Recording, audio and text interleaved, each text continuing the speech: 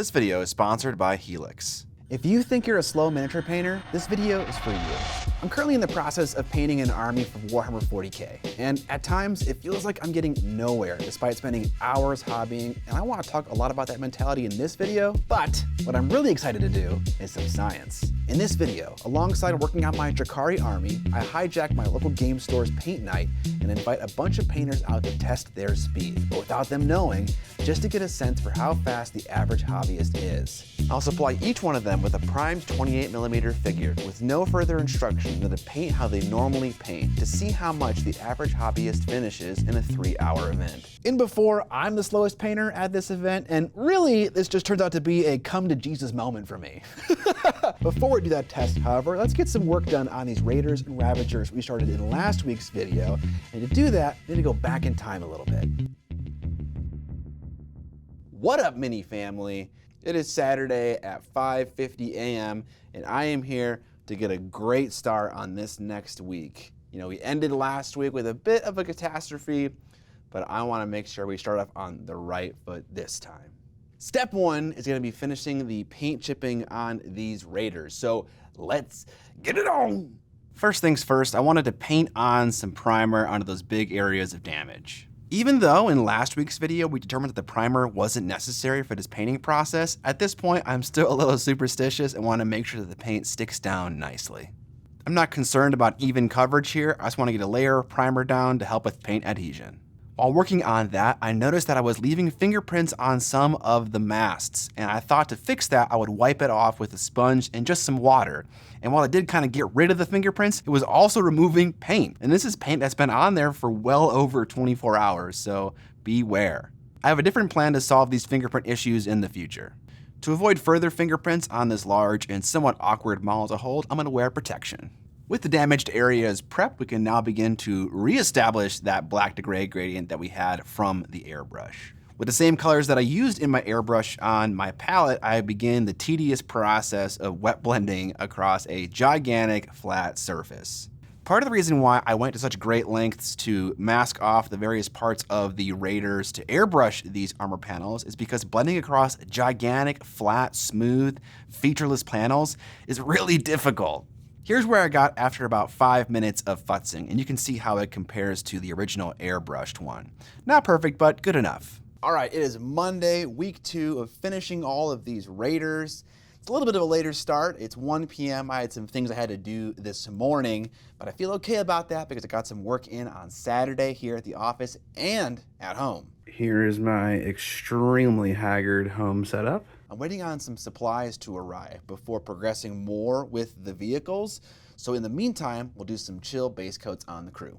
To begin, I start by base coating the cloth that's draped from their waist in a military green color. Next up, some satchel bags. Now, I don't have every element of my scheme perfectly figured out. I know I want some brown leather components, and also it's convenient that these models are all a cream color right now, which means they should react good to a contrast paint or a speed paint equivalent. So I busted out a few different browns from my collection, and the one I liked the most was Dark Wood from Army Painter. It produces a dark and warm enough brown color that I like, while still showing some detail in the recesses. Generally speaking, I'm not a big fan of products like these. Because of their increased flow, because they're more like a wash than a real paint, they kind of get places that you don't want them to get. So if you want to base coat the edge of a detail, it can tend to flow into other details. Also, oftentimes they leave a splotchy and inconsistent result that has to be fixed later on anyways. I should explain that I don't need to fix the satchel bags after applying a contrast paint, but I want to. I feel like it doesn't look good and I want to fix it. But your mileage may vary. You may think something totally different. Next up was the yellow accent armor panels, and I have a pretty good product that I like for that this time, and it's Yandon Yellow from Citadel. There are some spots on these models where contrast paint looks legitimately good, specifically on the segmented armor, but there are other spots that look splotchy and not very nice, like on some of the softer volumes. I do my best trying to soak up paint where it shouldn't be settling, but honestly, all of these products dry so freaking fast that you can't do much before you start causing tide marks and all sorts of problems. Having these different accent panels across all of these units is a great way to break up similar looking models. It also spices up a pretty otherwise dull cream and black scheme.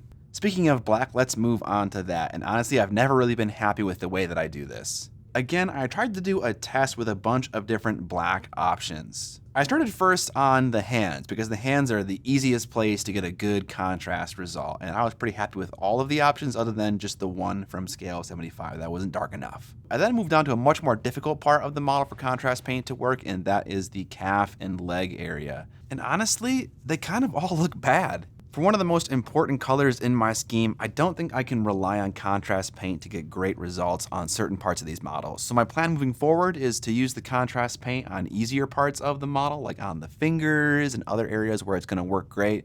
But on the larger and smoother volumes, I'll just paint it black and do the gray highlights myself. No big deal. This part of the scheme is also pretty tricky. I have white armor and yellow accent panels, and I don't want to get black on either of those things, so I want to be really careful. And oftentimes with contrast paint, like aforementioned, it's really easy to get paint where you don't intend. So on some of the super tiny areas in between armor panels where there is fabric, I'm going to do that with normal black paint as well. In the end, I chose Grim Black from Army Painter for my contrast black applications because I disqualified Citadel because I opened that pot for 15 seconds and I frickin' knocked it over. But again, they all perform pretty similarly. Before going too much further, let's check in with our game store experiment. We're fully underway and there are at least 65 people participating because I brought 65 models and they're all gone. The models we're painting are 28mm Dune-inspired figures from Skullforged Games, and to give you an idea of their size, here's how they stack up to a 32mm heroic scale model from GW. The first person to finish clocked in at 40 minutes, with a few others coming in at a little over 1 hour. The model is a touch small and the details aren't super crispy, so some of the painters were struggling to have details render as good as they would have wanted, but all in all, I'm impressed with these early birds. We'll check back in near the end of the video with the final results. It is now currently Wednesday. Tuesday was a bit of a loss, chasing down the printer and decal issues, but luckily we have a solution for that that seems to work, and I'm just kind of itching to start painting again instead of trying to diagnose printer software issues, and so we're going to start with some more base coats. With the important base coats done on the crew, I can now move over to the vehicles. And there isn't much to do, but what there is to do does take a long time. I wanted to paint all of the masts in between the sails the same khaki as the ship. And there isn't a lot of surface area to cover, but it's very delicate work not trying to get any khaki on the black sails. At this point, I'm regretting my choice of picking some sails that have 3 masts in them. Jeez. Again, this is one of those steps that's gonna zip by in the edit, but took hours just making sure I got this all nailed down. While I do that, let me introduce this video sponsor. Helix reached out to partner with me on this video, so my wife and I took their sleep quiz to determine what kind of mattress best suited our needs. Unfortunately, there was nowhere in the quiz to say that I have a bed hog furry princess and require extra real estate, but despite that, they sent me a king-size mattress anyways, which is awesome. The mattress came rolled up and compressed, and once the protective outer layer was punctured, immediately began expanding in size. Oh my gosh, look at it go, dude. Oh, rise. Pro tip, make sure you have the mattress right side up before doing this. Turns out king-size mattresses are kind of unwieldy. Where are your muscles, man? Unfortunately, mini painting doesn't give you many muscles. For me, the mattress is the perfect balance of soft, squishy texture and firmness. Generally, if I sleep for 7 hours or more, my back hurts when I wake up, which was something you could mention in the sleep quiz, and so far, I haven't woken up with a bad back. In fact, I injured my back recently while doing a home renovation project, and my awful miniature painting posture doesn't help the healing process, but I've been able to sleep on my back without experiencing pain during the night. Bonus points, now there's enough space that I can comfortably coexist in the bed when I inevitably go to sleep at 3 a.m. some night and discover a dog in my spot. It's okay, Bullet is the sweetest child ever and she deserves it. If you're looking for a new mattress, give Helix a shot. Right now there's a President's Day sale going on for 27% off anything on their website using my link in the video description or by scanning the QR code on the screen right now. All right, back to working on my Dark Eldar force. With the khaki down, I could take some black ink and a thin paintbrush to paint the edge where I inevitably got some of that khaki color onto the black sail, just to make sure everything looked nice and clean. With that done, I painted some of the extraneous bits military green to match the military green color of the crew as well. Some of these bits I should have definitely kept off the ship for ease of painting. The trophy spears is an obvious one. I don't know how I didn't think of that beforehand. In fact, those trophy spears and banners were annoying me so much that I actually just chopped them all off so I can paint them separately until they're out of the way while I'm painting the ship. With those details removed, I could now paint them more easily with an airbrush.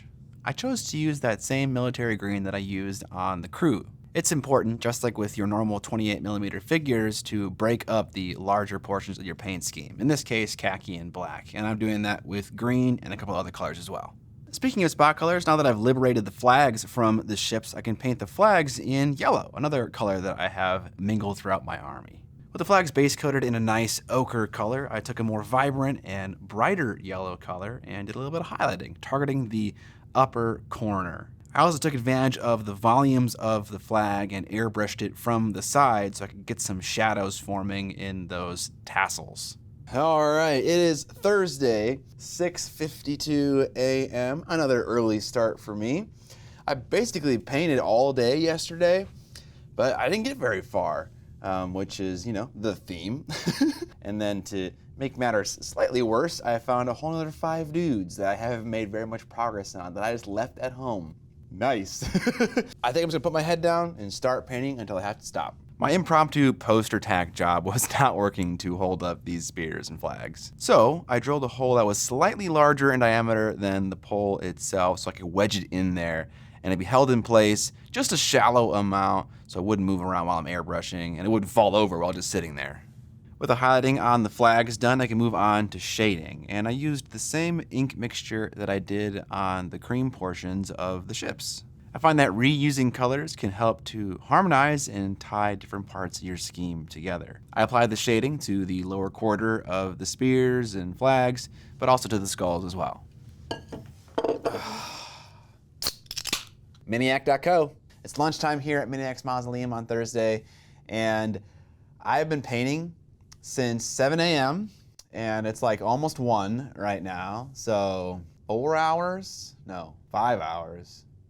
No, 6 hours. Oh, all I've done is catch up those other 5 dudes that I hadn't painted. I pinned a bunch of people that were falling off their poster tack and was being annoying.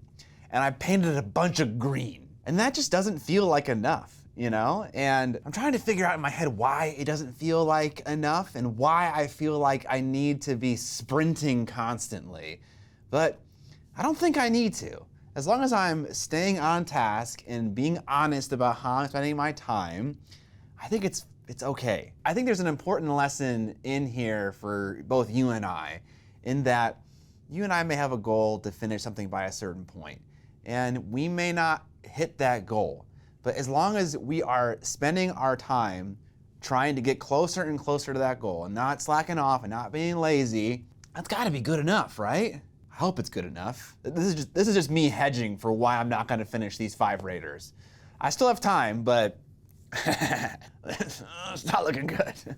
With all the important base coats done, I now apply an all-over gloss varnish to pretty much everything.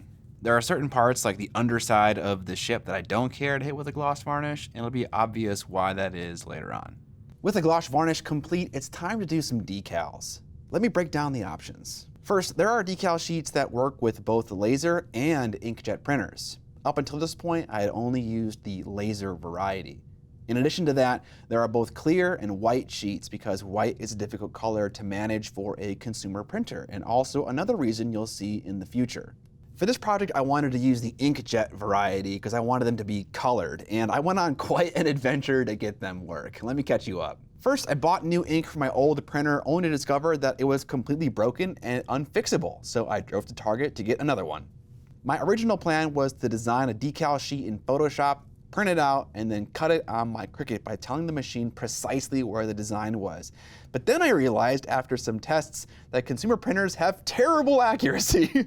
Luckily for me, my Cricut has this feature called Print Then Cut, which allows the machine to make up for the inaccuracy of the printer by aligning the cutting head to a bounding box around the design. Unfortunately for me, due to the glossiness of decal paper, the light used to calibrate the starting position had quite a difficult time doing its job, causing some issues. Fortunately for me, you have to apply some kind of layer on top of an inkjet decal to set the ink to prevent it from getting loose and ruining your paint job. I figured, let's kill two birds with one stone and use a matte varnish, hopefully fixing the aforementioned problem and setting the ink. I opted for a lacquer one because I was following a guide on YouTube, and the matte finish did indeed fix the scanning problem, but unfortunately wasn't good enough to prevent the ink from running.